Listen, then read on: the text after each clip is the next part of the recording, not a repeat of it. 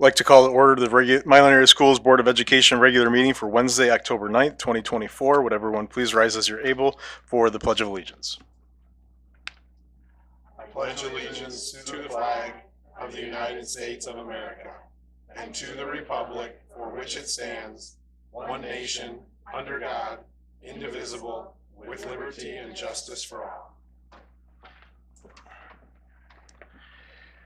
All right, thank you to everyone attending this evening, as well as those who will be watching the recording. All board members are present except for Miss Rosen Leisher. She is excused. And we also have our new student board representatives, Miss Teresa Tomaszewski and Miss Virginia Heike. So welcome, ladies. We appreciate you being here. So just some other business to get started. We want to recognize Mrs. Upton. I want to share the email that Mr. Gearboss sent out.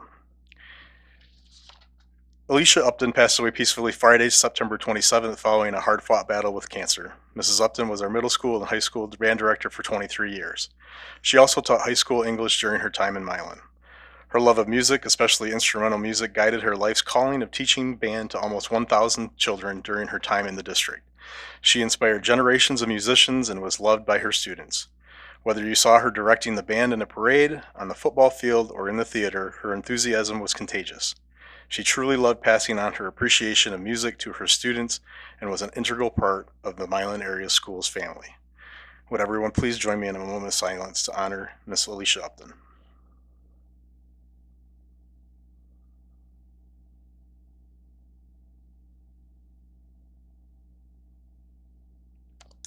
Thank you. Next up, we would like to introduce our new teachers. We have 19 new teachers. There's quite a few. They were all invited this evening, but 3 of them have come. So what we'll do is we'll have you guys come up, stand in front of us. I'm going to leave this mic kind of open so you can introduce yourselves and tell us where you're teaching. And then we'll take a little break for you guys to shake our hands and go from there. So you can come up this way and face the crowd. You don't have to, you don't have to look at us. Hi, I am Caitlin McLeod Manessis. I am the new school psychologist, primarily at Paddock and Simons, but I'm also helping out with the middle school and high school while our other psych is on maternity leave. So I'm really glad to be here. I am Anna Snower, and I am the 4th grade teacher at Simons Elementary School. I am Julie Emma Macarado. I'm the new second teacher over at Simons. Awesome. Well, thank you so much for being here. Like I said, we'll take a brief recess. You guys can we'll all greet you, and we appreciate you guys being here. Yeah, you can just start down there.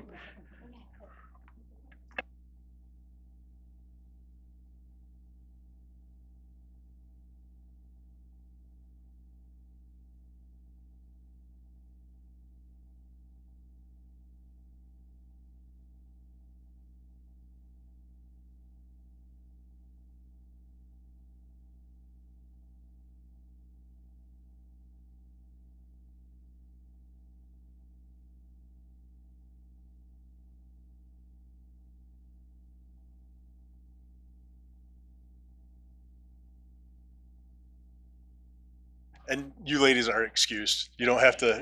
If you're welcome to stay as long as you can, but there's no obligation. So yeah, you've been here all day. So yep.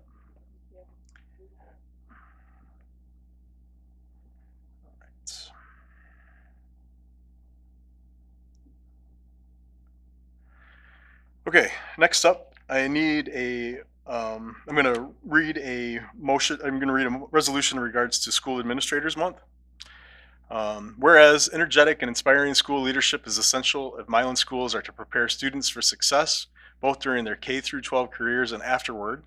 And whereas school administrators serve as educational visionaries, instructional leaders, assessment experts, disciplinarians, community builders, facility managers, special programs administrators, and guardians of various legal, contractual, and policy mandates and initiatives, they are also entrusted with the educational development of young people And whereas school administrators set the academic tone for their schools and work collaboratively with teachers and parents to develop and implement a clear mission, high curriculum standards, and performance goals.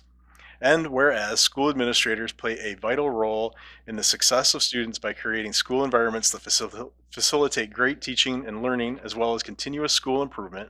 And whereas school administrators act as the liaison between the school and the community it serves, ensuring that parents and taxpayers are aware of student and school achievements. And whereas the celebration of Michigan School Administrators Month will honor elementary, middle level, and high school administrators and recognize the importance of school leadership in ensuring that every child has access to high quality education.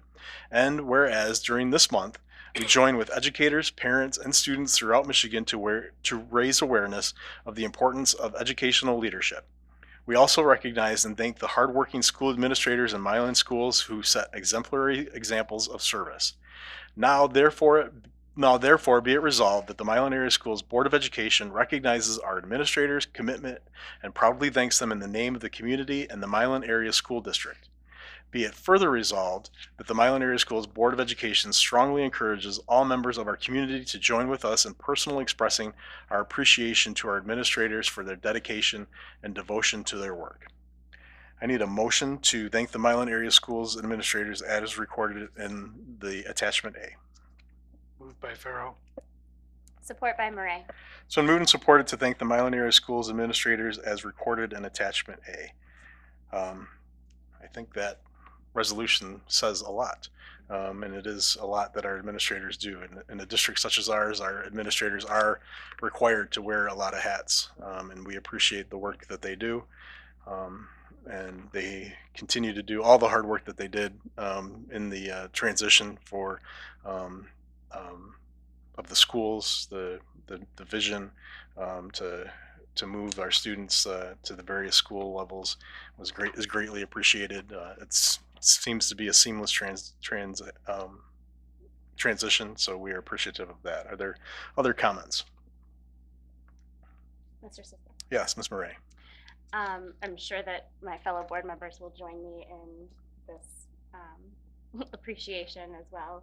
But I just wanted to note that I was a classroom-based educator for 16 years, recently transitioned to a new role, obviously, but during that time I had the opportunity to work in 5 different districts in 2 different states across a variety of grade levels, and only 5 years of my time were spent here in Milan Area Schools, but I can say that we here at MAS really know how to hire amazing administrators, and they are exceptional at taking care of our students first and foremost, but also growing their staff as educational leaders themselves. I can personally say that I grew the most in the most meaningful ways when I was serving here as an educator in Milan Area Schools. So just my personal gratitude to each of the administrators that had an impact on my career and really showed what it means to be a servant leader who really takes care of their community. So, thank you.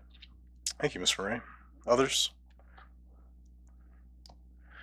All right, it's been moved and supported to thank the Milan Area Schools administrators as recorded in attachment A. Ms. Heika. Murray, Yes. Pryor, Yes. Sislo, Yes. Farrow, Yes. Gutierrez, Yes. Heike, yes. Motion carries 6-0. All right, next up we move on to communications and community engagement. This is the time for public comment. This meeting is a meeting of the Board of Education in public for the purpose of conducting the school district's business and is not to be considered a public meeting. There are 2 times for public participation during the meeting as indicated in the agenda. When addressing the board, you will be asked to state your name. The board determines the amount of time granted to individuals or groups to speak. Each person shall be allowed to speak for up to 3 minutes. Board members may question speakers but are not obligated to answer questions or make statements or commitments in response to issues raised by the public. In general, such items will be referred to the superintendent for advisement, investigation, study, and/or recommendation or designated as future agenda items for board consideration. Are there any students who'd like to address the board? Are there any public members who'd like to address the board? All right. Next, we'll move on to routine matters for approval. I need a motion to approve the minutes of the regular meeting of September 25th, 2024. Motion by Fryer, support by Gutierrez. So moved and supported to approve the minutes of the regular meeting of September 25th, 2024. Any comments or concerns? All right, it's been moved and supported to approve the minutes of the regular meeting of September 25th, 2024. Ms. Heika? Pryor, Yes. Sislo, Yes. Pharaoh, Yes. Gutierrez, Yes. Heika, yes. Murray, Yes. motion carries 6-0. Next, I need a motion to approve the bills and reimbursement of expenses. Moved by Pharaoh. Support by Gutierrez. It's been moved and supported to approve the bills and reimbursement of expenses. Are there any questions or comments?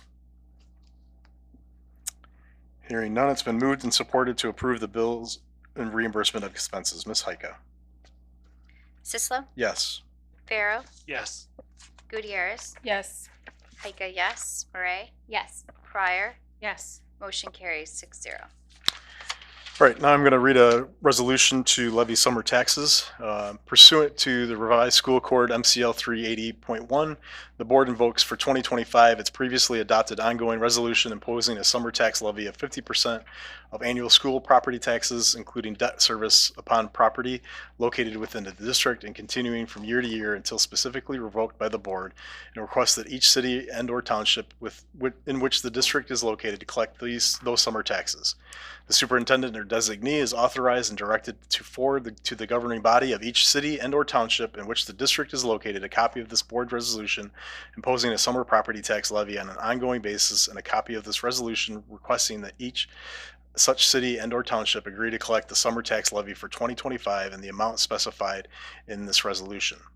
Such forwarding of the resolutions and the request to collect the summer tax levy shall be performed so that they are received by the appropriate governing bodies on or before December 31st, 2024. Pursuant to and in accordance with the revised school code, section 1613.1, the superintendent or designee is authorized and directed to negotiate on behalf of the district with the governing body of each city and/or township in which the district is located for the reasonable expenses for the collection of the district summer tax levy that the city and/or township may bill on the revised school code sections 1611 or 1612. Any such proposed agreement shall be brought before this board for its approval or disapproval. All resolutions and parts of resolutions insofar as they conflict with the provision of this resolution may or be and the same are hereby rescinded. I need a motion to approve the 2025 resolution to levy summer taxes. Moved by Heika, Support by Pharaoh. It's been moved and supported to approve the 2025 resolution to levy summer taxes. Is there any discussion? All right. It's been moved and supported to approve the 2025 resolution to levy summer taxes as read for an attachment B. Ms. Heika? Sislo, Yes. Pharaoh, Yes. Gutierrez, Yes. Heika, yes. Murray, Yes. Pryor, Yes. motion carries 6-0. All right, next up we have a guest. As we move on to our strategic plan business in the area of finance and operations, we have our 2024 annual audit. This is a first reading that is included in attachment C.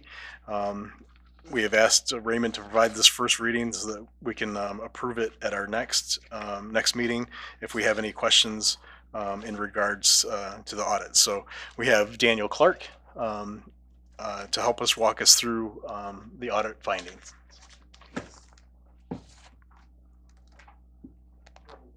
The green button, yep. Yep. All right, good evening.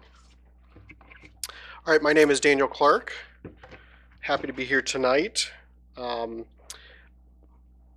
Before you should be a presentation that looks like this.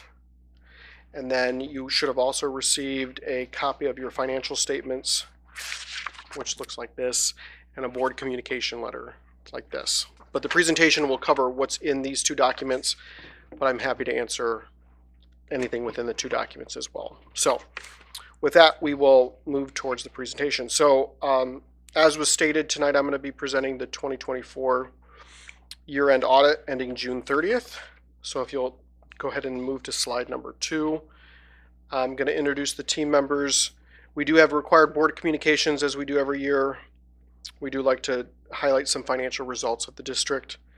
And then we have some upcoming accounting pronouncements and then can open it up for any questions. But please feel free to stop me as I'm going through this. Sometimes it's just best to answer them as we're talking about that specific slide. So please move to slide 3.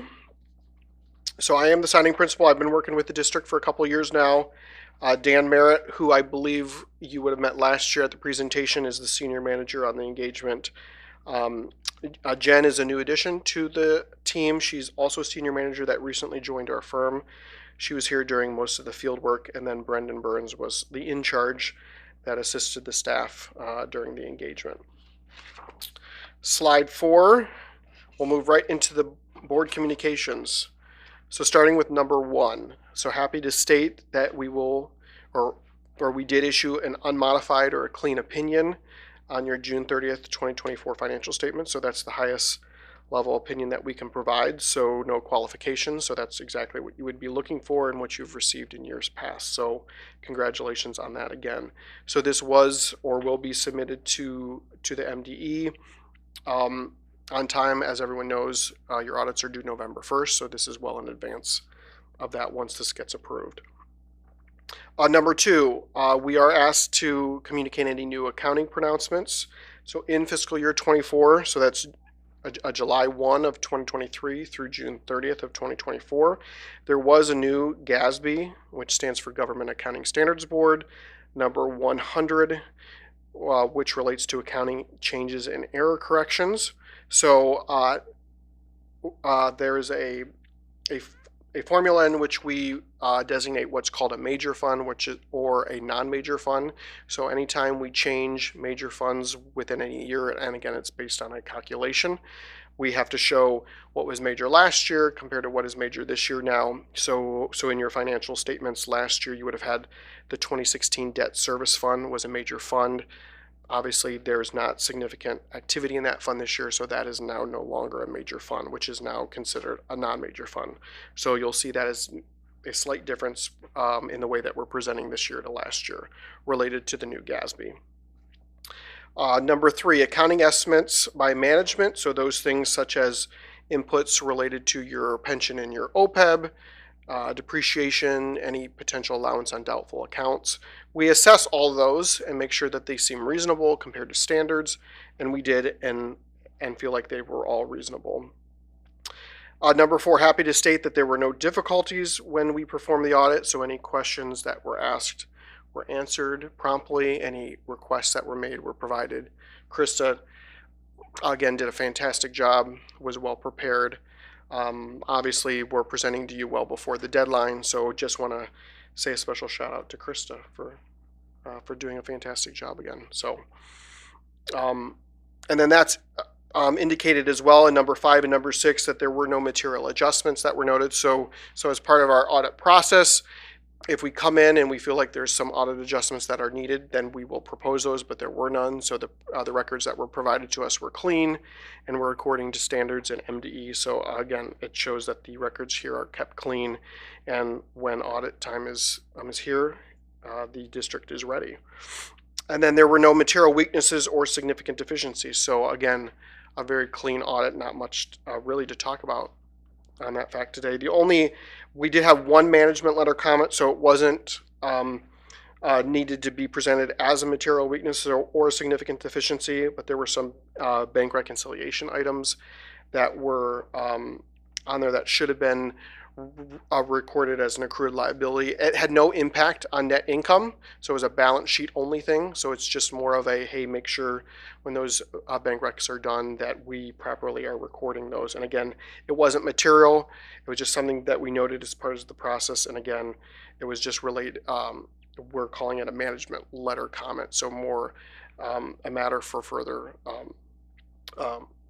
just best practice type thing. So again, very clean audit. And that's the only thing that we noted. So again, congratulations to Krista for being well prepared. Any questions on that? I'm happy to answer, but if not, I will move right into the financial section here. So if you move to slide 5, we like to just give you a very high level snapshot of the district as a whole for your assets.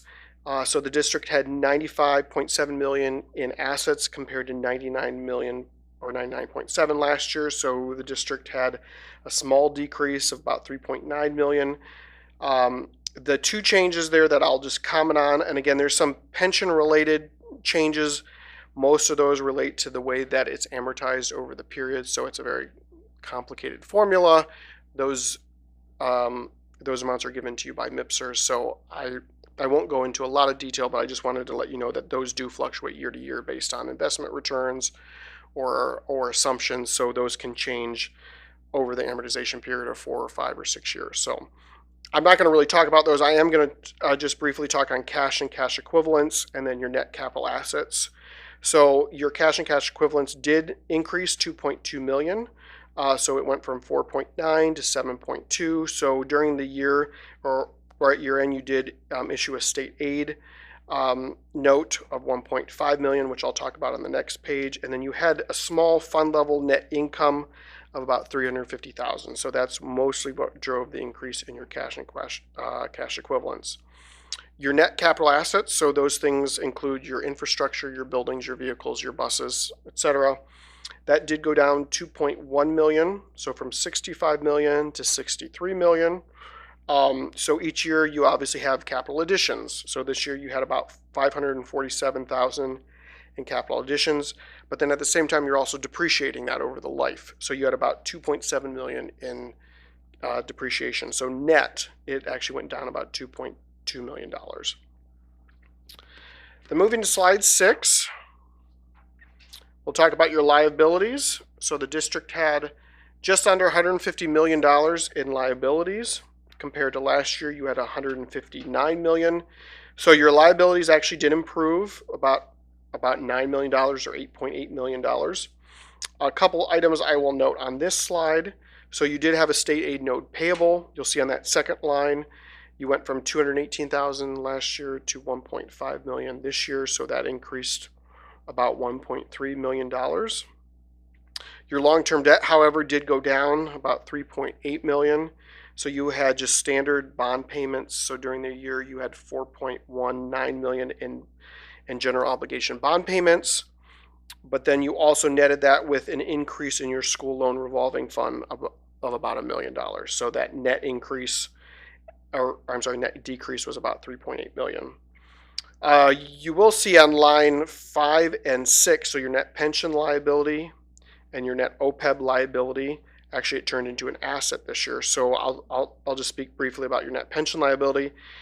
You did decrease that from 53 million to 46 million, so that went down about $7 million mostly that related to positive investment returns during the year. And then your net OPEB liability turned into an actual asset this year for the first time that I can even remember. So OPEB stands for Other Post-Employment Benefits, in case anybody was wondering. So that improved significantly by about 3.9 million. And again, both as a result of the positive investment returns that we've seen during the last couple of year and a half, because both of these are measured as of September 30th. So with that, we'll turn to slide 7. So assets minus liabilities equals your equity, or in the governmental realm, we call net position. This is a picture of the 3 pieces of that, which we'll talk about more in depth on slide 8. So it's made up of 3 different pieces. Slide 8 shows you have net investment in capital assets, which continues to increase year over year. So as your capital assets increase or decrease slightly this year, there's a calculation that's done. It's your capital assets compared to the related debt. So that's what this number represents. So you had about $23.5 million worth of capital assets net of related debt that the district owns. And again, that shows you that each year that you continue to invest in the capital assets of the district.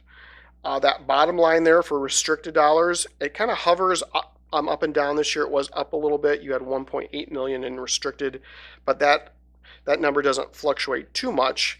And again, that went up from about 700,000 to 1.8 million dollars in 2024. And that relates to funds that the district gets related to restricted types items. So you can't just spend it on anything. It's a lot of times related to debt or capital or specific grant funding. So at the year end, you had $1.8 million in restricted money that had not yet been spent on its intended purpose. And then slide 9 is the last piece of net position. So as is very similar in districts across the state, most districts do have negative net position in unrestricted. Most of that relates to your net pension liability. So obviously the district has a significant net pension liability.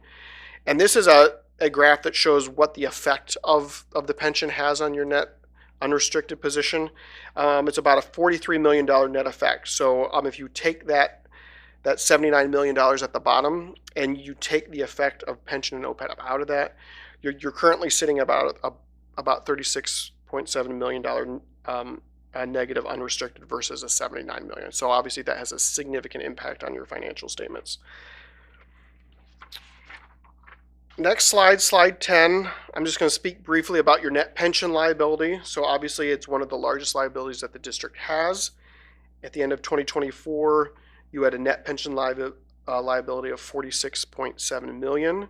Your annual contribution that you do pay to that is that smaller bar. You're paying about $5.9 million in annual contributions to the the teacher pension system. And you're currently about 66% funded. So you'll see that number right next to the 2024 at the bottom. That did increase by about 5% over last year. So again, are seeing a positive increase in that funding status. It's the second highest funding status in the last 6 years as I presented here. So in 2022, you were 73% funded. And then the second highest is this year. You're currently funded at 66%. And slide 11 shows the same picture for your net OPEB liability. For the first time, as I stated, you're actually in a net asset position. So the district has 105% funded in your OPEB. And again, we've seen this across the state as investment returns have come in very positively. So you actually have a net asset in your OPEB liability of $810,000. That annual contribution was about $1.132 million, very similar to last year to this year. Now we'll talk about your income statement for a few minutes. And this is entity-wide, so it's all your funds together.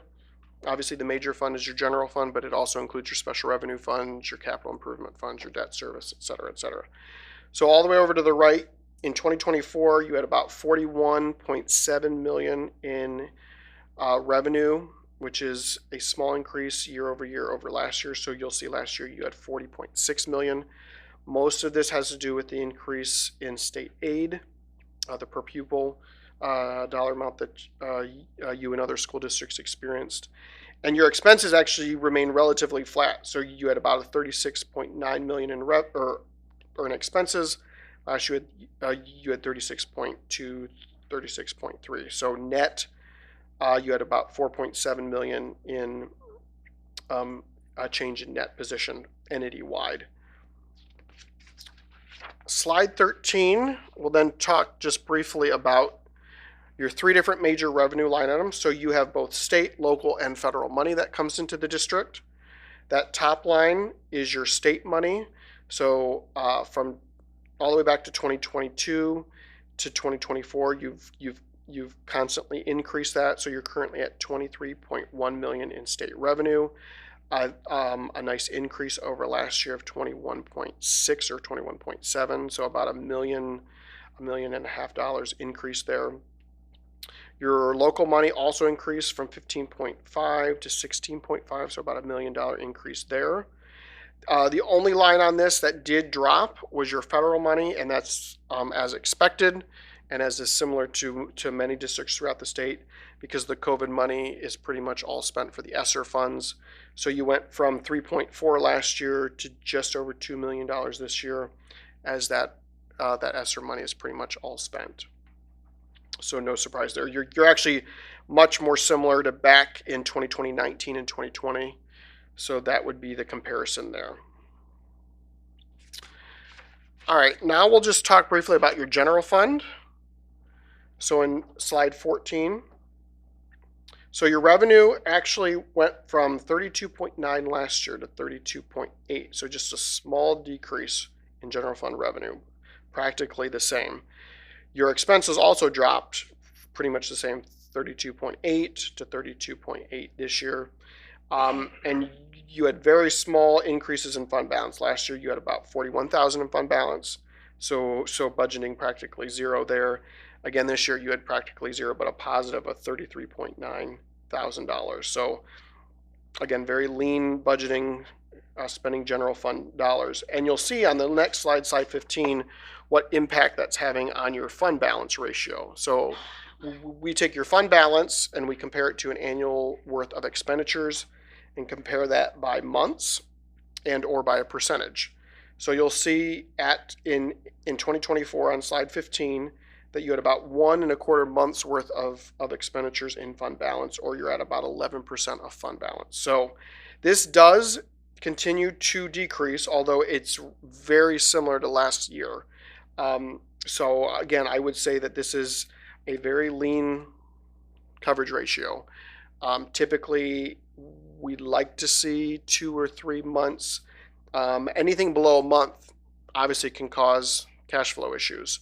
So again, I know that the district does the state aid note to cover payroll and items like that. I would expect this number to kind of stay consistent moving forward. But again, just something to watch. Back in 2021, you were all the way up to 2.3 months of federal of expenditures and fund balance. So again, something to keep an eye on as you move into the future and as you're budgeting. And then the last slide here, and I do have one loose slide I did want to talk to you briefly about, is just the upcoming accounting pronouncements. So there are 3, GASB 101, 102, and 103. 2 are effective for next year, for fiscal year 25, or the current year that we're sitting in. And then 1 is effective for fiscal year 26. None of these are going to have significant impacts. I will say GASB 101, with the way compensated absences are calculated, that is going to have an impact on how things are calculated.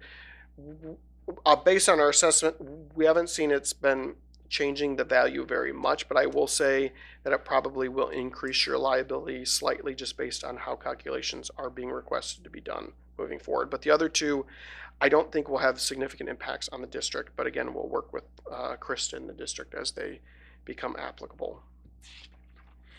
And then you should have one loose slide here, and I apologize that this was not stapled in, but it's called single audit. So I did want to point out that because the district both receives and spends more than $750,000 in federal money, so obviously the district receives well more than that. So in point number 1, the district did receive about $2.1 million in federal money this year.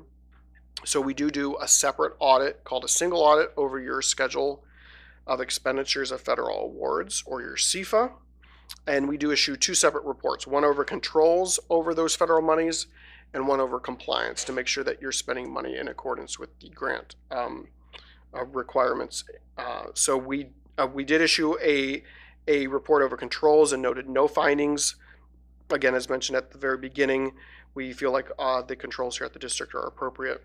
And then we also did a report over compliance, so meaning we're required to test certain programs each year. This year we did test the special education cluster.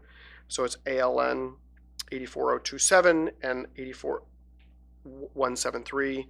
That program totaled about $566,000. So because the district is considered low risk, meaning they don't have significant findings or findings that have rolled over year to year, we're only required to test about 20% of total federal expenditures. So we rotate which programs we test. And this year we did test special education, and we had no findings related to compliance over that program. So again, well done as far as those different audits as well. So with that, happy to answer any questions.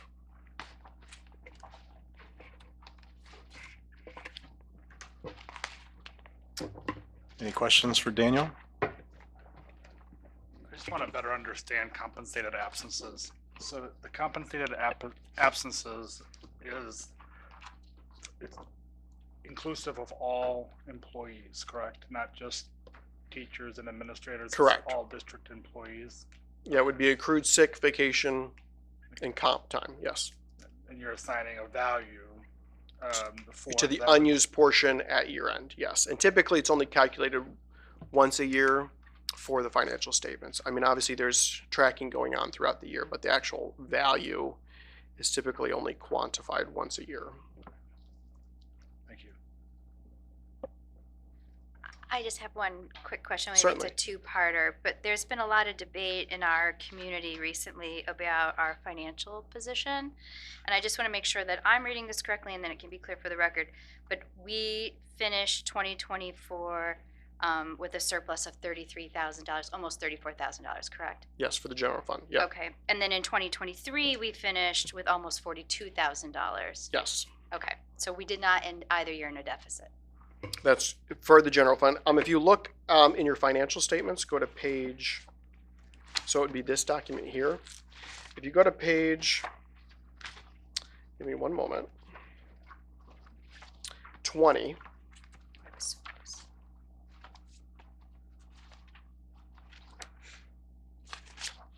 you'll see the general fund is in one column, and then all your other funds are in that non-major governmental fund. And then all the way over to the right is the total, and go down to the net change in fund balance. So district-wide, you had 350,273. So 33,000 of that was general fund, 316,000 of that was all other funds combined. So 350,000 net positive. Perfect. Thank you so much. Yep. I have another. I just want to confirm that our unassigned fund balance is 3.5 million. General fund balance is 5 million, which includes the assigned funds.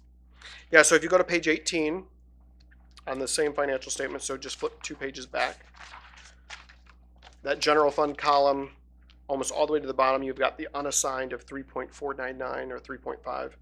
And then everything up above that, there are different classifications of assigned. So you do have quite a bit of dollars assigned for, again, curriculum, technology, buses. The biggest portion of that is that Paddock Early Childhood Center. And then you have some small amounts for athletics, building grounds, and the Harkness estate donation. But yeah, most of that is the unassigned, the 3.5.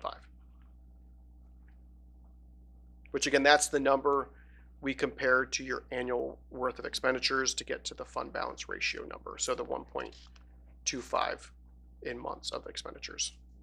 We only use the 3.499 number, not that whole fund balance number. And then just a clarification from Mr. Gearbaugh that that Paddock Early Childhood Center assigned fund balance cannot be reassigned to other expenditures throughout the district. Correct. When you look through the assigned fund balances, the curriculum we have control over using for K-12, technology, buses we do. The Paddock Early Childhood Center, that is a designated fund balance that program has generated. So that is specific to the preschool. Those are not dollars available to K-12. The same is true with athletics. Buildings and grounds we do have control over. And then the Harkness, at the time of the audit, was still there, but remember, we just undesignated that after the audit took place. So that will not be listed in future statements. But yes, the preschool, the Paddock Early Childhood Center, that is not a fund balance that is ours to use for K-12 expenditures. That's specific to the preschool. Can I ask you another quick question? I'm sorry. Yes, certainly. With respect to total revenue, I noted that there was $50,000 food service transfer. Could you explain that? The transfer in, The transfer in from food service? I believe I think there's an administrative, and Krista, you can correct me if I'm wrong, but there is a administrative charge that the general fund does have related to the food service program. Okay. And that's a very typical transfer that they do every year. Yep. Yeah, basically that's to cover some of the things that we provide them. So we provide them custodial services. We pay to have their dumpsters emptied. It's basic things like that.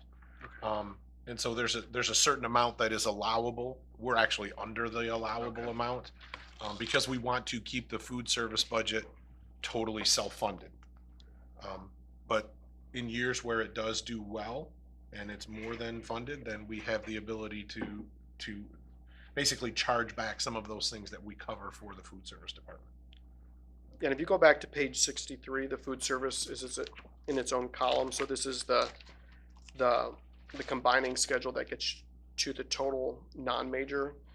Oh, I see. So if you go to 63, it shows you that the food service account has a positive fund balance of 397,985, and that transfer out is showing up there Yeah, I see it there on the now. middle of the Thank you. page. Yeah. Actually, the end of year in that is 606, right? Yes, I'm sorry. Yeah. Yeah, the 60669. I Yeah, just the bring that up- 397 is the beginning balance. Yes. I just bring that up because remember, a lot of that growth has come from the free meals for all, and all school districts are experiencing this. And there is a cap on how much fund balance you can have in your food service account because it's a federally funded program. So we will be required to use some of that fund balance. We will be, obviously, you guys voted to increase salaries for all of our food service. That will help use some of this fund balance this year. And also we will be looking at another equipment purchase, which is always valuable because we have some very old ovens and freezers and different things. So it's a good problem to have when you're being told you have to spend some of your fund balance because you have too much. But remember, that's an isolated account, very specific to what it can be used for. It's not a K-12 account. It's just for food service. And our food service is 100% funded. We don't spend any K-12 dollars on food service. They cover all of their own expenses and have banked some money. Yeah, and I'll just confirm what the superintendent just stated. Yeah, so this is a very unusual year. A lot of food service funds throughout the state have experienced this surplus, which has not been seen before because it's all the free and reduced, et cetera. So yeah, there is typically a 3-month, I think, lookout that you're required to spend certain dollars down because they are looking at these funds and making sure that this fund balance isn't increasing, and you do have to spend it on food service related expenditures. So yeah, this is the first year that we've seen more and more districts have a surplus of this amount in these funds. But again, this is a one-time situation. We would not expect this moving forward. And then, Mr. Sissel, I just Yeah. want to point out one more thing. I know we've talked about the general fund being at 10.67% and how that equates to 1.28 months. But I do want to note for the community that is 10% is our board goal, and it's double what the state requires. So while we'd all like to have more money in there, we are well within the guidelines we've set for ourselves, and we're doing significantly better than what the state requires of us.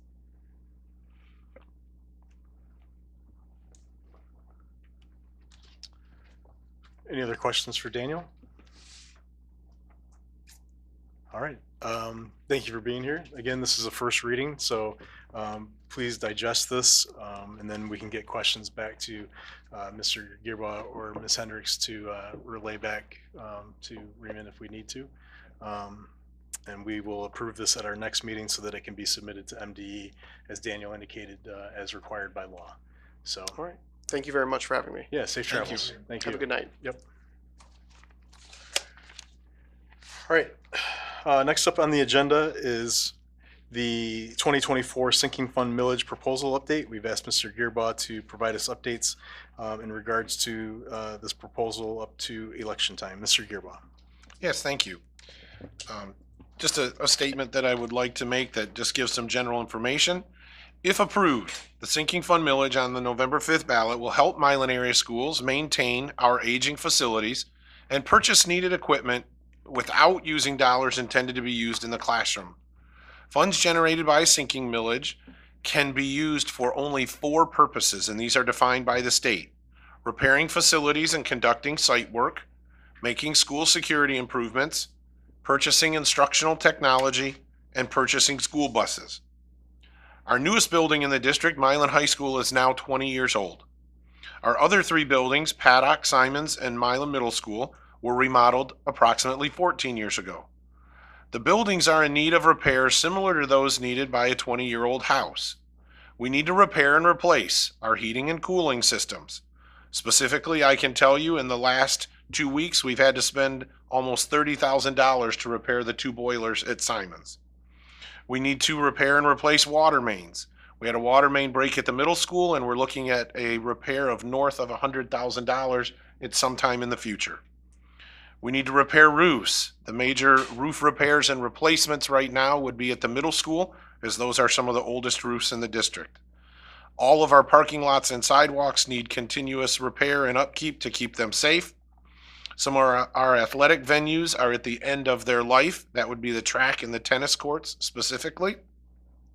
The carpet in all of the buildings is starting to show wear. It's 20 years old, and we have 2,000 students and 300 staff in and out of the buildings every day. Some of our playground equipment is getting older and needs to be replaced or repaired. I will say that one piece of playground equipment at Paddock was replaced this year, and that was done by the preschool. We did not spend any K-12 dollars on replacing that playground equipment. Again, you saw the preschool has some fund balance, and they used some of that to update one of their pieces of equipment for our youngest learners. We also need to continue to purchase school buses, student technology, the Chromebooks that our students use, safety equipment. Improving the safety is always good. While our buildings are safe, we can make them safer. It's important to understand that the use of sinking funds is highly regulated by the state of Michigan. This oversight guarantees that these funds are used in the manner allowed by law. Using sinking funds for the items described will allow the district to protect the funds provided to us to educate our students.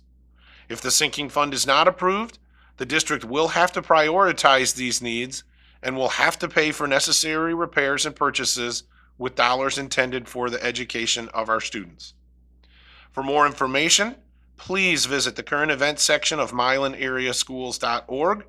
There you will find slide decks from presentations. You'll see recordings of presentations. You'll see a 2-page informational flyer. And if anyone has any specific questions about the sinking fund, please feel free to email me at gearballb@milanareaschools.org. We encourage everyone to educate themselves and make sure that they get out to vote, whether they're voting absentee or voting at the polls on November 5th. Thank you. Thank you, Mr. Gearbaugh. Comments or questions regarding sinking fund? Miss Murray, yes.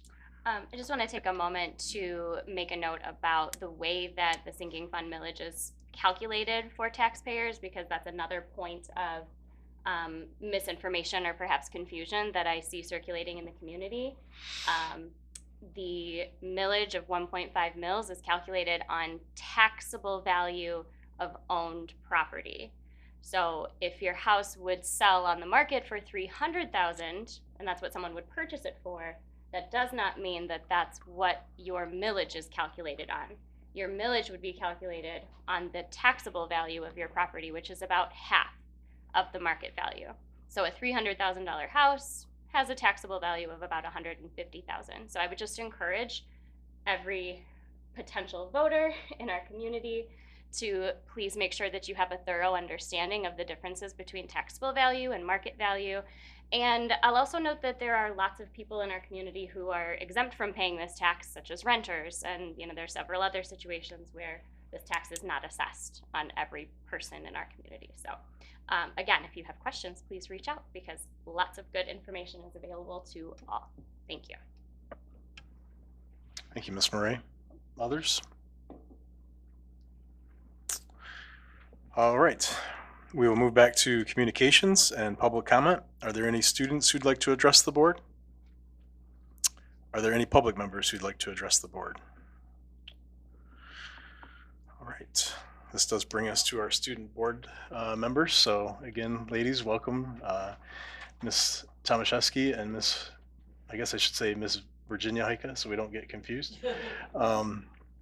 Welcome. We appreciate you being here and providing student voice to our board. So I understand you guys just went through a orientation with Mr. Gearbaugh last week. So if you have something to present this evening, that's great. If not, we look forward to other future meetings. So yeah, Ms. Heike. I just want to let people know that we have 2 students up for Monroe News Athlete of the Week, Mary Kate Wayne and Madison Slack, and voting is still open, I believe, until Friday, so people should go and vote. And I want to congratulate the swim team on their win yesterday against Riverview and let it be known that if they win their next dual meet, they will be 25 straight years running in their league. Awesome. Great update. Thank you, Ms. Heika. All right, cool. We look forward to hearing from you guys in the future. Thank you for attending. This brings us to Assistant Superintendent comments. Mr. McMahon. Mr. Sislo, Yes. thank you. I do have a number of comments today. I'll start with grant updates, though, because I know we're so excited to hear those. Not many, but I just want to let the board know we have spent down our expenditures for the ARP2 McKinney-Vento funds, which we got some funds reallocated to us at the end of summer, and we had some more to spend from our previous year. That's for our homeless students, McKinney-Vento. And so it was about $16,000 we figured today that we spent between essentially August and today. And that includes some transportation costs for our homeless students, but also supplies, toiletries, some kits. I did have the opportunity to purchase $50 gift cards on Amazon, and I think I broke the system because they thought for sure I was scamming something. So a lot of emails had to go back and forth that like, this is actually legit. It's federal money, which they didn't like hearing either. So that's good that money's spent down like it needed to be. And we also had kind of an amendment and update to our 23G grant. That's we use that mostly to fund our math intervention program at the elementary buildings. And there's new requirements. In fact, this is happening in a lot of areas where they're now requiring us to report in our SIS, or our power school system, who's receiving services, because now the systems are really starting to talk to each other on the back end. So that was a new update we had to do. We have more to come in other grants, but we got that update. And so we have a number of amendments and final submissions due in the next few weeks. On to other things, I would like to share with you that Jen Saylor, the district's EL interventionist, had the opportunity to present on a panel. It was with the organization ALTE, which is the Association for Language Testers in Europe. She was invited to the panel because, schools in Michigan can participate in what's called a seal of biliteracy. So if we have a biliterate student, they can take an assessment to like certify. It's on their diploma, it says they earned the seal of biliteracy. And we promote that here through Jen, of course. And we were, I think, the first school in Michigan, if not one of the first, to work with an agency in Romania to do the assessment, because it has to be conducted by someone fluent in that language. And Jen worked extremely hard to make the connections. MDE couldn't really even help. She kind of pioneered this for them, and then had to like coordinate a Zoom with students and a serious time change. And we got it all coordinated, and the student earned the seal. But then they were so impressed with the way that Jen got through that they asked her to come and speak to the panel. So it was a national conference. It was recorded. I have the link. I haven't watched it yet. I'm looking forward to watching it. But that was a great honor that she got to speak in that. And then because of that performance, she actually got asked to be on the board. So she's got a meeting next week to see what that really means. And so that's great that she's earning some acknowledgement outside of here. Tracy Terrace, our instructional coach at Paddock Elementary, she has been invited. She's grant funded through MDE literacy coaching grant. And as associated with that through the ISD, she was invited to form a team to go through what's called FAME assessment, which is formative assessment for Michigan educators. And it's really an exploration in how we can better use formative assessment to drive a little more individualized instruction and also have a more balanced assessment system. So some of it is like capstone assessments, but formative is like while you're teaching. And FAME, it's a good program. We haven't anybody here trained in it yet. And so Tracy's leading a team. It's going to include Holly Bella, Julie Brenke, Mary Kleiber, and Nicole Gerbins. And there's going to be a 4-day session. I think they've already gone to 1 day, but it's kind of throughout the year. So looking forward to seeing what that results, because they're all excellent educators and they will bring stuff back for other teachers. So they'll be trained, but they will also share that with the rest of the building and the district. I would like to share with the board that we purchased an assessment called the Common Lit. It's actually a program called Common Lit. This assessment is going to replace the SRI assessment, which is what we used at high school for the ELA the intervention program. And so Common Lit's going to take that place and give us some pre-scores. Common Lit is also an assessment, a comprehensive program that offers resources in reading, spelling, I think phonics. So we'll give you scores and then also some resources to use to address some of the scores, which is cool because SRI was just a straight assessment. That's all it really was. Gave us Lexi levels. So this is a more comprehensive program, a little more costly, but hopefully it's worth it. We're kind of piloting it now. Right now it's going to be just ELA teachers using it, and then we're going to hopefully shift into more content areas, specifically probably social studies first, because they're working on disciplinary literacies, trying to bring more reading, writing, communication into their content, and it looks like Common Lit has some resources to support that. I would also like to share that Sierra Moran, she is our STEM teacher at the middle school. She hosted, it was on September 23rd, um, detectives from the Washtenaw County Sheriff's Department to do like a hands-on demonstration about forensics. And I got to catch a little bit. She had a couple different hours. I caught a little bit of one of the hours. The students, it was, well, for a number of reasons, it's cool to have outsiders, specifically law enforcement, presenting to students. It was, they have a more casual approach with the kids than like teachers might. So that was great to see. And then they got to do some hands-on demonstrations like with fingerprinting and like bone sorting. The kids were pretty excited about that. So I just want to share that she's trying to reach out and do more connections with the community. So that was pretty cool. And finally, I'll share with the board that we've started the DESA screener. DESA is the assessment. It's a social emotional kind of a learning assessment. It's the Devereaux something student assessment, but it's for SEL skills. I do believe Brian sent out a letter to the parents today, just kind of inform them of what we're doing to indicate that we still fully support the whole child education, not just content acquisition, but also developing strong learners. And so to summarize what the DESA is, at young fives through fifth grade, it's an assessment that the teacher gives the student or does on the students. It's 6 questions, really quick. It's supposed to be like 3 minutes per kid. And it's just 6 questions, like examples of like how well they work with others, how well they focus, how well they face challenges, just the kind of the skill of learning. And then, so that covers elementary, and at the middle school and high school, 6 through 12, the students do their own assessment. And so they answer a number, it's more than 6 questions, but they answer like how they think they do on those things. And so that's a screener assessment. So it's supposed to be quick and brief and give us an indication of who has what skills and where they fall, so we can sort of provide supports based on skills. But then also we can flag students for a little more intensive assessment. It's maybe a 5-minute assessment versus a short 1 minute. So that we can kind of identify which students might need to be supported in groups. Like our social workers at the buildings can do some pull-out groups. And that we understand that it's supposed to be 5 to 10%, more like 5% of the students that take the screener get flagged for the second assessment. So it's not many kids. But the cool thing about the DESA assessment, it is costly. We're funding it with a grant. It has tons of resources. So like a classroom teacher can pull up their DESA results for any class they have. It's sorted, it's rostered through PowerSchool. And they can see where some skills might need to be addressed in the class. And there's activities tied to it. So you can say it's time management this class is really struggling with. You pull up some time management activities and it's just quick little 5-10 minute activities. So, and you can tie it in with your instruction or do it separate. So it's a pretty neat system. It's going to be, I'll say, probably difficult for us to afford on our own without a grant, but we have the grant right now and we hope that continues. We did get some more mental health money and that's where that falls. So we're excited to kind of get that going. It was a tough rollout. It's one of those programs I mentioned earlier 2 meetings ago about all the rostering we're doing, the connections with it. Nothing's perfect, and we got a little bit of a slow rollout, so we got the parent letter out. We can start it in the 4th week of school. We wanted to wait till the 5th. We're like in the 7th now, so we're a little behind what we anticipated, but we're still getting it out. And the teachers, if you have to do the training, so we thank them for doing that on their own time because we couldn't do it during PD days. But we're excited to get that kind of off and see where we can go with that. That's it for me. Awesome. Thank you so much. Your continued work with all the grants is greatly appreciated. On to superintendent comments. Mr. Gearbaugh. Just a few things to share. First, I do want to welcome our 2 student board reps, and we appreciate them being here tonight. Like you said, on October 8th, I did provide an orientation session to the 2 juniors. They did great. They asked some good questions, and we look forward to having their input at upcoming school board meetings. Again, our fall athletic teams continue to compete very well. Teams currently in season are cross country, equestrian, football, girls golf, sideline cheer, boys soccer, girls swimming, boys tennis, and girls volleyball. Please make sure to visit milanbigreds.org for athletic schedules and news.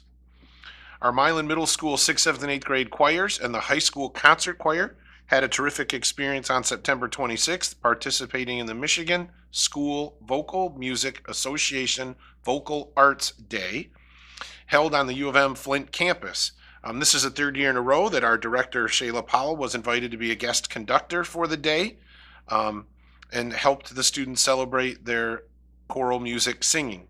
Our high school students worked with Mrs. Powell as mentors to their younger colleagues from across the state.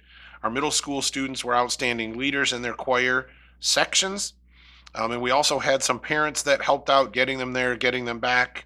There were over 385 singers from schools across the state there, and we were very well represented, and we thank and appreciate Mrs. Powell's work with that. On September 26th, I hosted the first session of our new teacher orientation series. Our time together was very valuable, and the teachers asked a lot of great questions this year. Some of the topics that we covered in this first session are things like, how do I get technology support? How does my health insurance really work? How do I request a substitute? How do I see my pay stub? How does my retirement work? We talk about all these things because if their minds are focused on those things, then they're not focused on being the best teacher they can be. And so if we can help provide them some easy answers and resources to do all of those things, then it takes that off of their plate and they spend even more time focusing on the classroom. On October 4th, Paddock Elementary School was honored by the Washtenaw Council for Children. Paddock was awarded the Safe Kids Award for the implementation of the body safety program. So Paddock Elementary School, out of all of the schools in Washtenaw County, was selected to receive this award. And we want to thank all of the teachers. I got to meet the executive director. Actually, Mrs. Durkee went to that event as well. Just a great night, a little bit of a fundraiser for them, but it was really nice to be recognized. Our social worker stood up and did a wonderful job accepting the award. We really appreciate the work that she's done. And it was just nice to hear from the executive director how welcoming our staff and students were when we bring that body safety program in. They do this in a lot of schools across the county, and they made some very nice comments about Paddock Elementary School when they gave us the award. Last, in addition to the information shared by Mr. Sislo, I want to personally share my appreciation and admiration for Alicia Upton's dedication to Milan area schools. I was honored to hire Alicia 23 years ago when I was the middle school principal, and I knew then that she would become an integral part of our district. I was blessed to call her a friend and a colleague during her years in Milan. Mrs. Upton taught both of our boys and was an important part of their middle school and high school experiences. I will miss Mrs. Upton as a colleague, but more importantly, I will miss her as a friend and an outstanding and caring individual.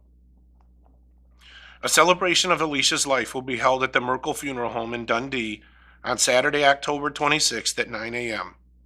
Visitation will be held after the service, providing an opportunity for all of those whose lives she enriched to gather, share memories, and honor her incredible spirit.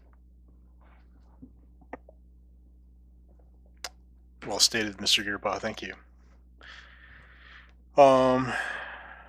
We will now move on to board member comments. Mr. Farrell. First, I want to echo what Brian said about Miss Upton. Both of my children had Miss Upton as an educator and as their life cheerleader, and incredibly decent human being. And I will keep the Upton family in my thoughts and prayers. I do want to thank Krista Hendricks and the admin team for their efforts on the financial audit. I know that is a consuming task, and so appreciative of your time and effort on the financial audit and securing an unmodified opinion. I also want to share, as was discussed earlier, this past fiscal year, 23-24, the district generated a net surplus of $33,901. While there was a small drop in overall revenue, the district did secure an increase in state grants, special thanks to Ryan McMahon and the admin team, and there was a small bump in local property taxes based on increased property values. Our budget to actual figures were favorable on the expense side. I'll add here that Mr. Gearbaugh and his team do a good job of anticipating and planning for repairs and special projects. This is becoming increasingly difficult because it is a real challenge to plan for the unexpected. It is unexpected repairs that force routine or other planned repairs and or special projects to be delayed or deferred to future budgets.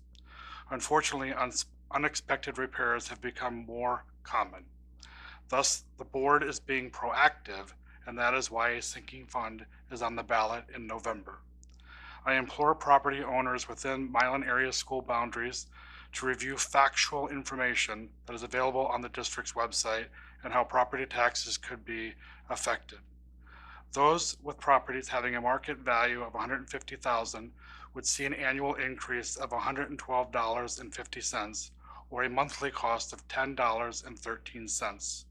Those with properties having a market value of $200,000 would see an annual increase of $150, or a monthly cost of $12.50. Those with properties having a market value of $250,000 would see an annual increase of $187.50, or a monthly cost of $15.63. And those with properties having a market value of $300,000 would see an annual increase of $225, or a monthly cost of $18.75.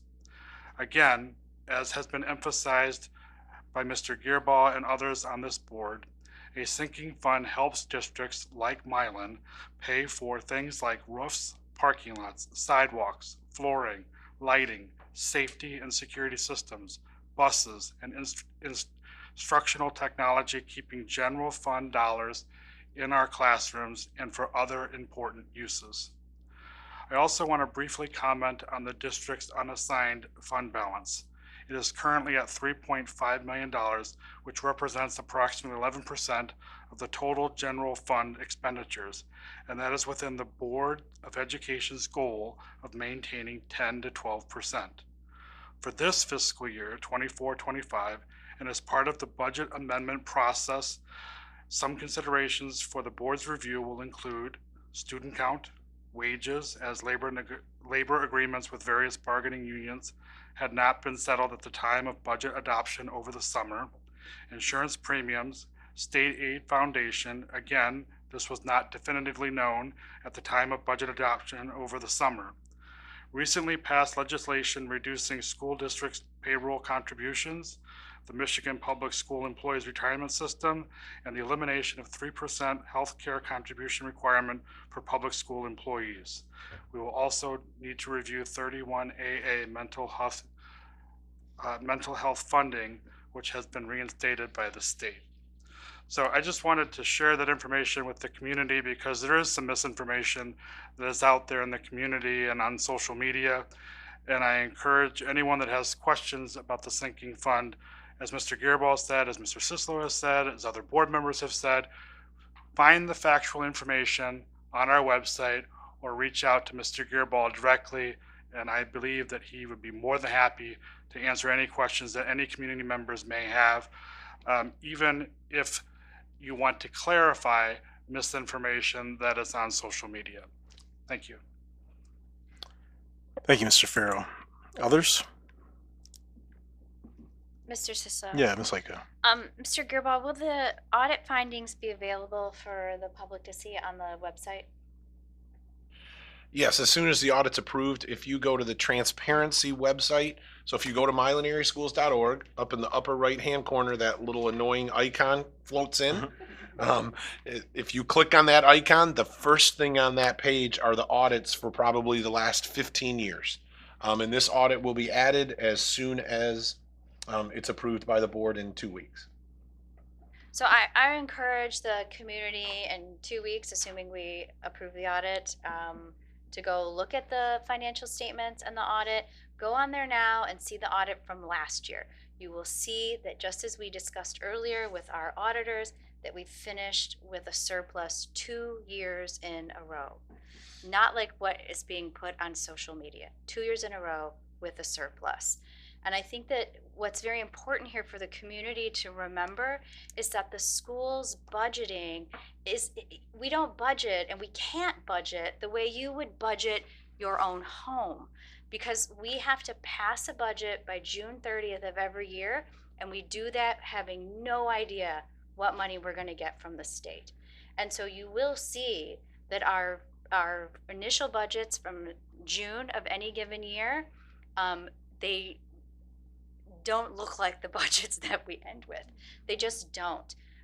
Because in that time, we'll get our final numbers for healthcare, we'll get all of our final revenues, we'll really know what we're going to spend in heating and cooling. We'll know if we've got to fix a boiler or buy another bus.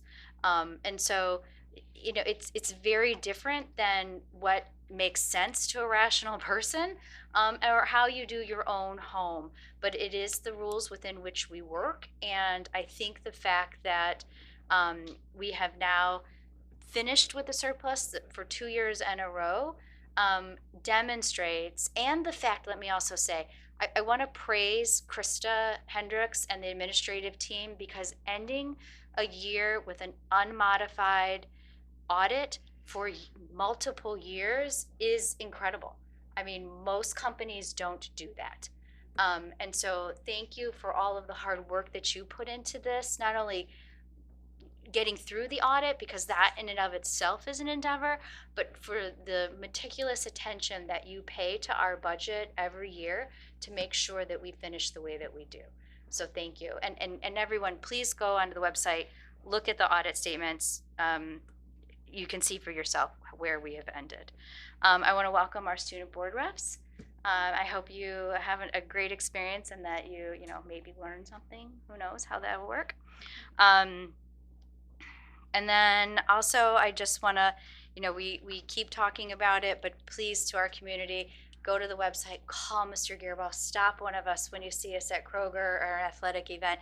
I am happy to talk about the sinking fund, and not only why it is going to help us in manage our general fund budget, but also how it is going to make us much more competitive with our surrounding school districts, and how it will, everyone, I saw another Facebook post in the last week or so about how we needed to pay everyone more. This is the way we do it. Not by, cutting random things, because trust me, if it can be cut, we've done it in the last few years. And so this is how we do it. This is how we free up money in the general fund so that we can pay our teachers and parapros more, but also so we can maintain these buildings and create this atmosphere where students who live in the district want to come, and students who don't live in this district also want to come. Thank you. Yeah, Ms. Pryor. I as well would like to echo my condolences for the Upton family. My children also had the honor of being students of hers and were deeply affected by her passing. And so my thoughts and prayers are also with the family. I wanted to encourage everybody to come out to the hog roast on Friday. It starts at 5 o'clock. There's currently FFA members selling tickets. If you buy a ticket from them, it offsets some of their costs to their national trip. I've seen them selling at the fire department in town and at a few other events. So hit them up before you get to the hog roast on Friday. Also, the football game is this weekend. So come eat, have a dinner and stay for the game and cheer our Big Reds on. And that's it. Thank you, Ms. Pryor. Others? Ms. Gutierrez? Okay. I appreciate all of the information that my fellow board members have shared tonight about the finances and the importance of our community being well informed, and reiterating those points, because I do want to make sure that everyone in our community feels comfortable with the information that they have available and have an informed vote on our sinking fund. There were just a couple things I wanted to note that I don't think have been raised on this topic just yet. The first is that when we look at the report that Mr. Clark shared with us, we do note that there is a small amount of depreciation that has happened in terms of our net assets. And that's a reflection, a real tangible reflection of the infrastructure investments that are needed within our district. And those types of investments have long-term benefit to the district as a capital asset. And so from 2023 to 2024, it was about a $2.7 million depreciation. We've heard Mr. Gearbaugh talk about the type of investment that is needed across our district, roofs and flooring and so forth. And an investment like a sinking fund would help us improve that capital asset and move us towards more robust infrastructure at that point. The other thing is looking at our balance sheet, just very quickly on our fund balances. It's easy to see how some of these costs that can be covered by a sinking fund will impact our general fund. We have $75,000 earmarked for technology, $90,000 earmarked for buses, $75,000 earmarked for buildings and grounds. And those are monies that we put out there and hold because we don't know what's going to happen to those assets.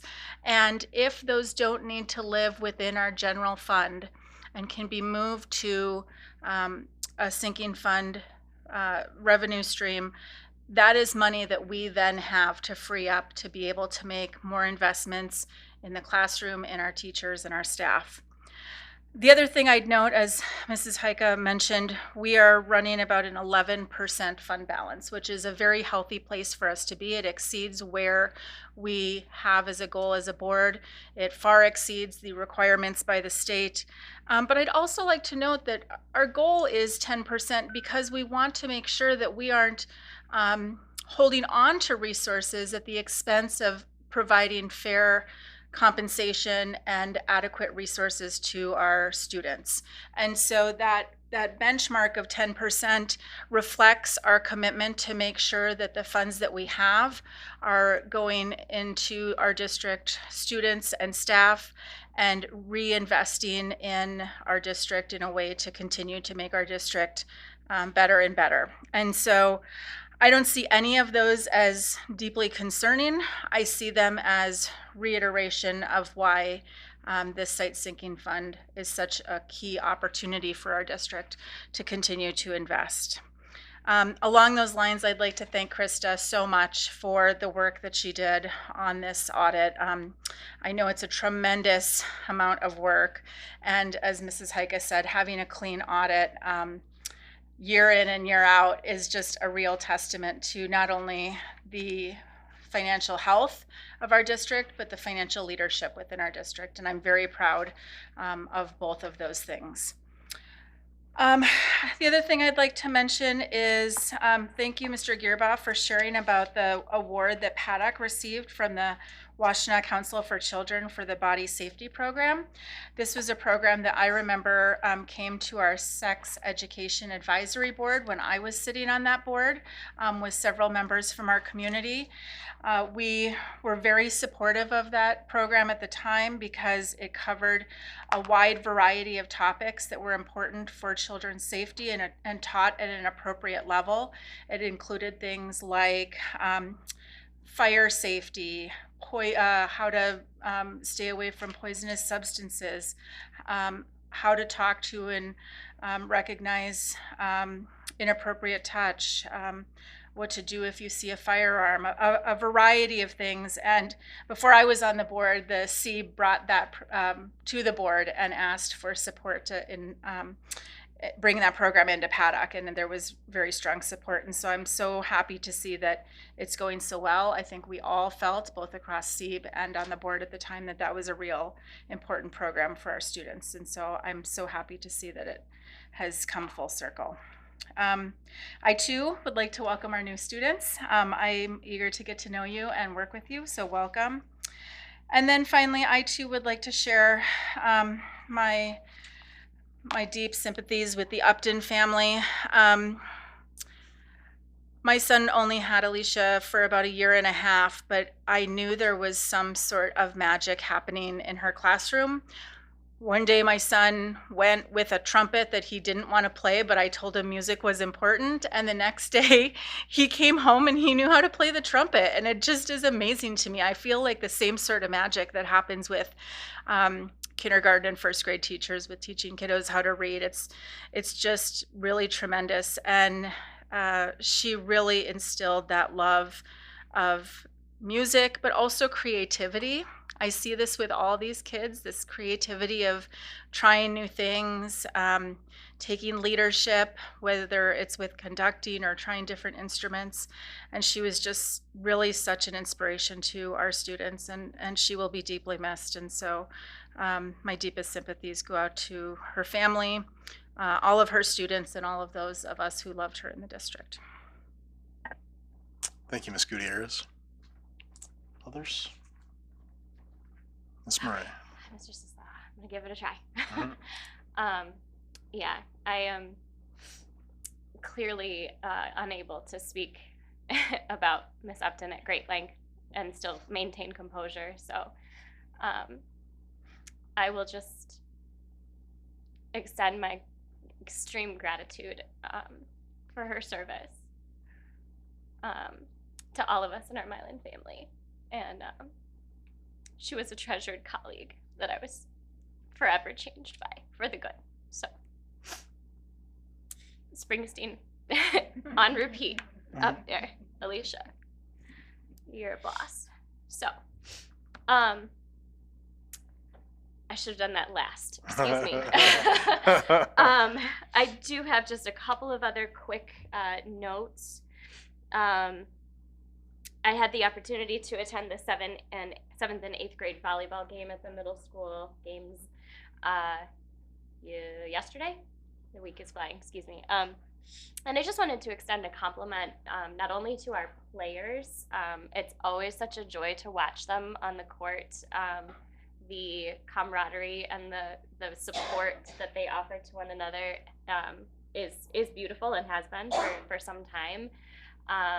The 8th grade teams had some tough battles and did not come up with a win. However, in the face of every lost point or every slight error, you saw the team rally together and support one another and, say, shake it off, it's okay, and got right up, back at that net and went again for the next volley. So extreme credit to the coaching team, because I know that culture starts from, that leadership, but it's enhanced by the students who commit to, growing that culture amongst themselves. And then secondly, I want to compliment our student spectators.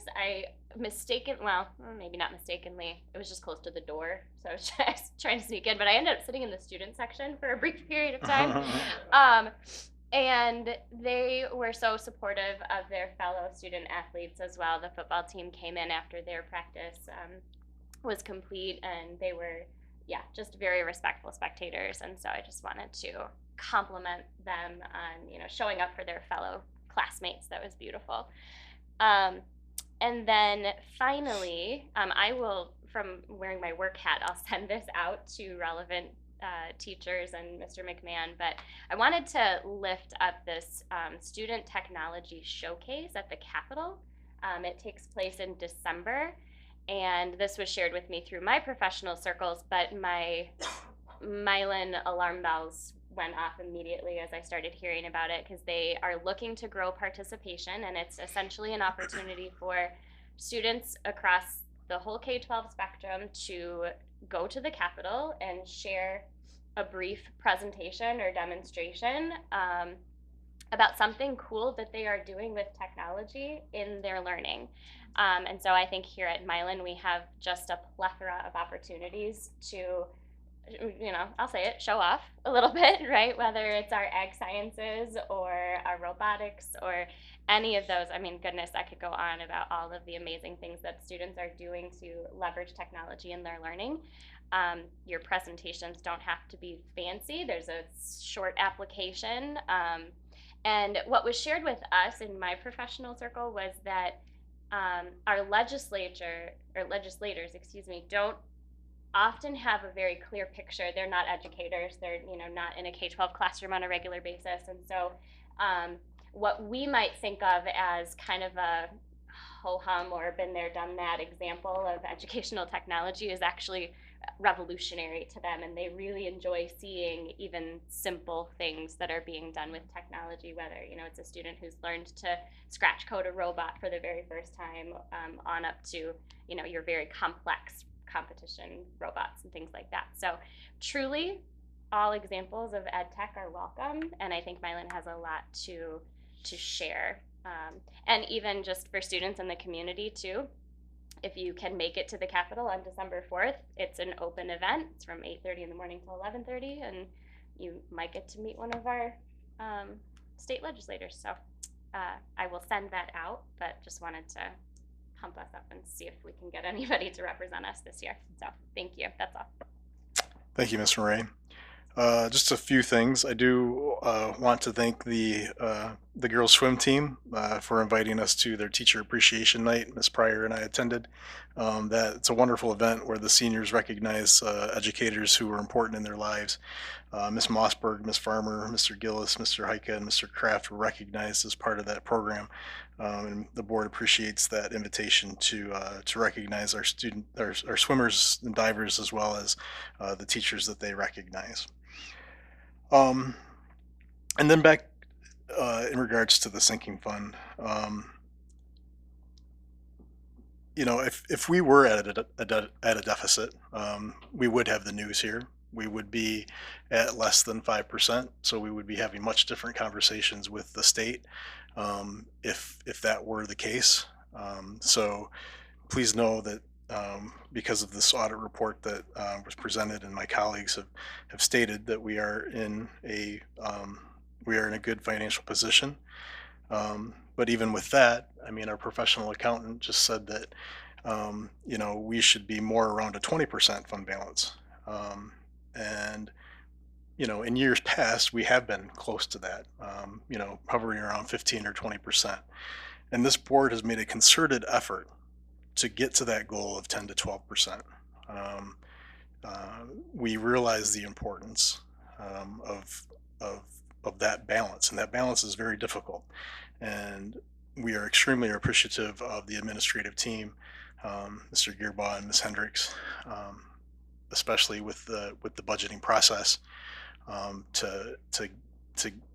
that we're confident that we can be at this 10%, at 1 to 2 months instead of 2 to 3 months, as the professional accountant said that we should be at.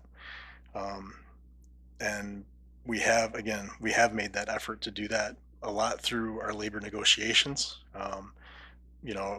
This board 100% wants to pay every staff as much as we can, but we have to balance that with what we receive. We cannot make up money. We cannot go into debt in order to make those payments.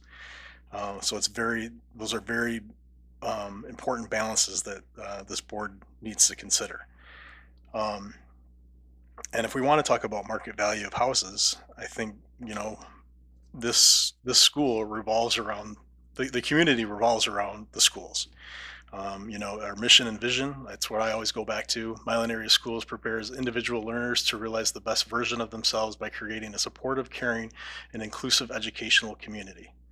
And our vision is to partnering together as a community, all individuals will achieve their greatest potential.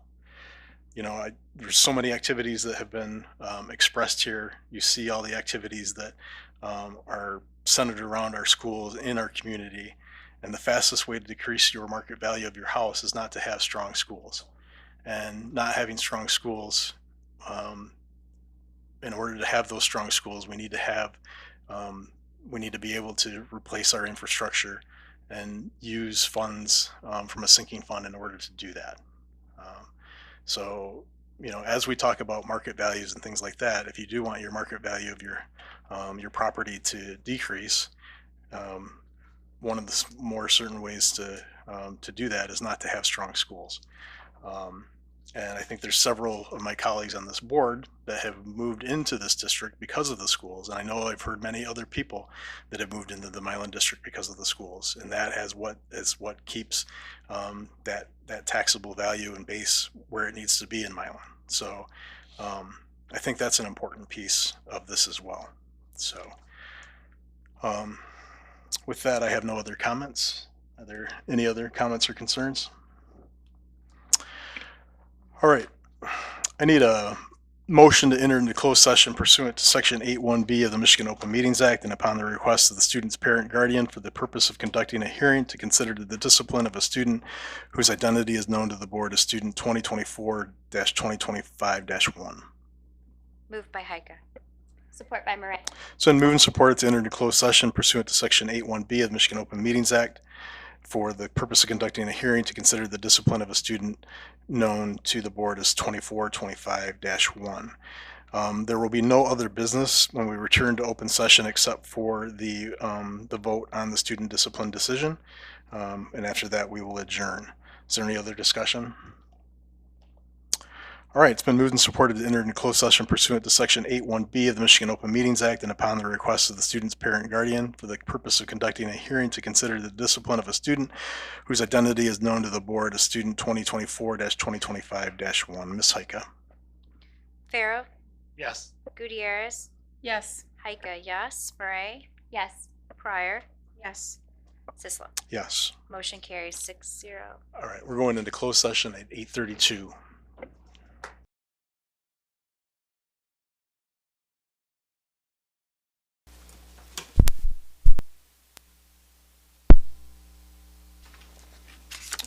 All right, we're returning to open session at 9:24.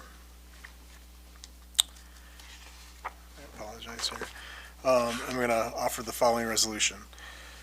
A regular meeting of the Board of Education, the board was held in the Milan Area School District's boardroom located at 100 Big Red Drive, Milan, Michigan 48160, within the boundaries of the district on the 9th day of October 2024.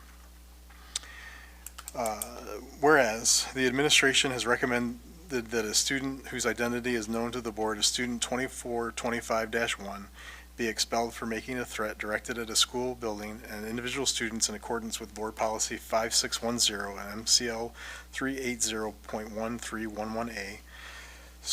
2. School administrators notified the students, parents, guardians of the specific charge underlying the discipline recommendation as well as the date, time, and place of the disciplinary hearing.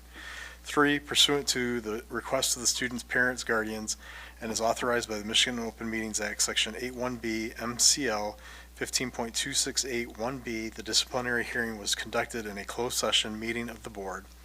Number 4, the hearing afforded the student and the student's representatives an opportunity to respond to the charge and to present pertinent evidence for the board's consideration. And 5, the board has carefully considered all of the evidence produced in the student discipline hearing. Now therefore be it resolved that 1, a preponderance of the evidence establishes that on September 5th, 2024, the student made a threat against a school building and individual students. 2, based on careful consideration of all the following factors, the board determines that expulsion is warranted based on the student's age, the student's disciplinary hearing, whether the student has a disability, the seriousness of the behavior, whether the behavior posed a safety risk, whether restorative practices are a better option, and whether lesser interventions would address the behavior. 3, the student is expelled from the district through the end of the 24-25 school year in accordance with Board Policy 5610. The student can apply for reinstatement no sooner than July 1st, 2025 for reinstatement for the 25-25 school year.